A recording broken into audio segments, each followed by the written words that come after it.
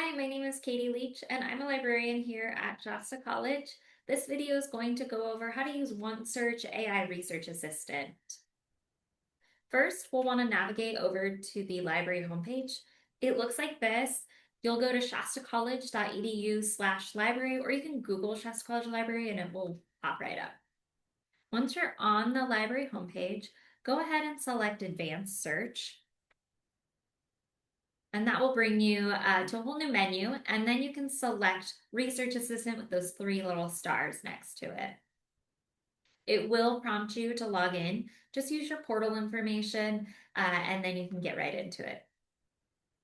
This is what it looks like. Primo Research Assistant is its official name. And you can type your question right in here.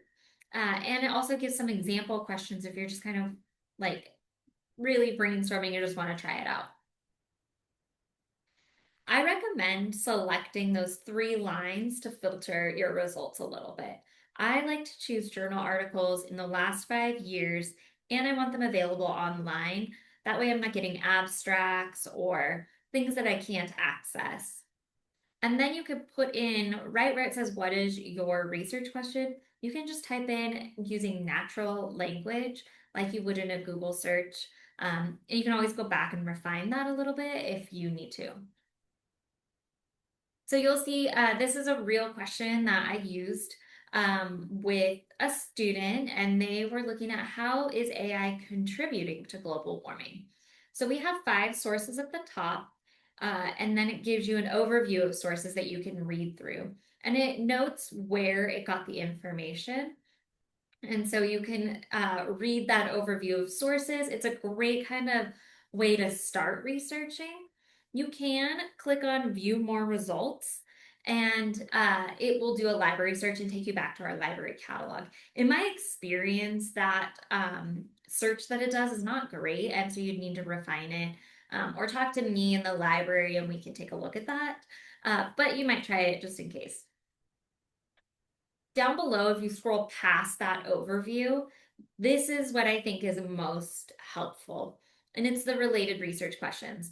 Because sometimes just thinking through how to word our research question is really difficult. We may have an idea or a topic we're interested in, but we're just not sure how to word it in a way that is a good research question for our assignment.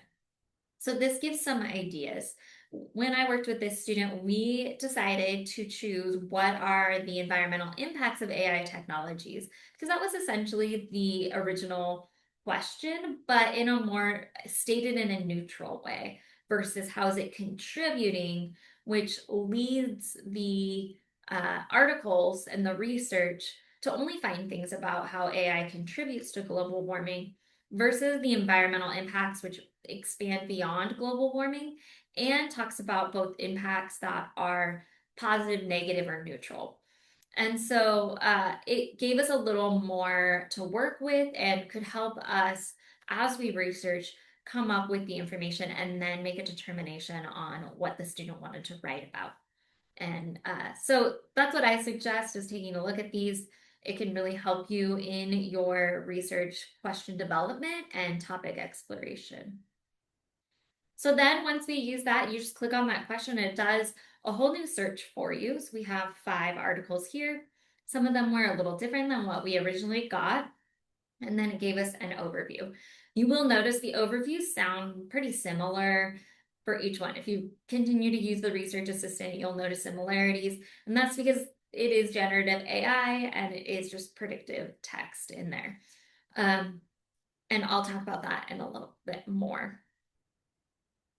So some tips for the AI research assistant or some things to remember as you're using it.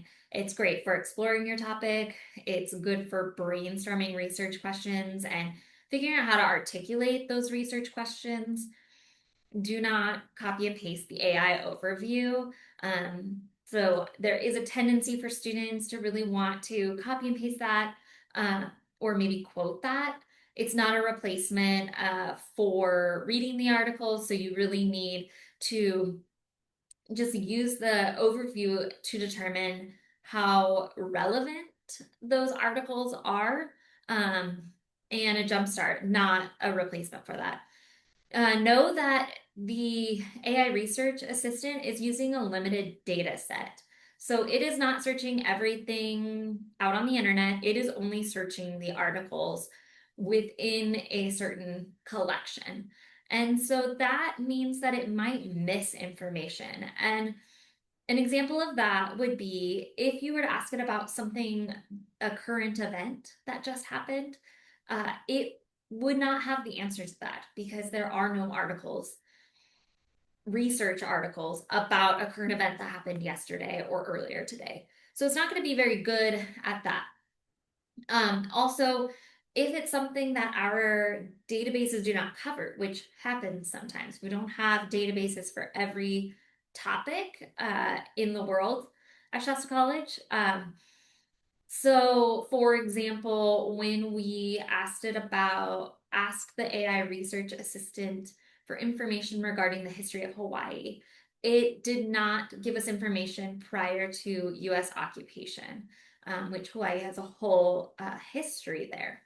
And so, if you just took the information and that AI overview or the articles there as all of the information you need, you would have gaps in your understanding. And that's the case with anytime you're finding information, and especially when using AI tools, is understanding where the information's coming from and continuing to think about what gaps do you have in your research.